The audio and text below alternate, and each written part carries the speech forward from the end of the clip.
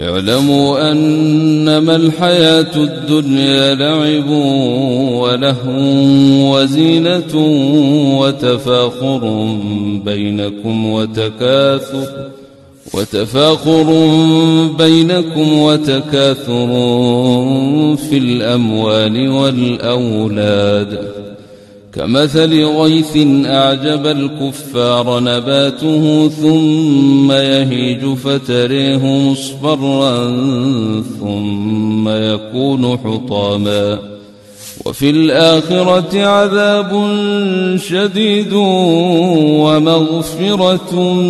من الله ورضوان، وما الحياة الدنيا إلا متاع الغرور.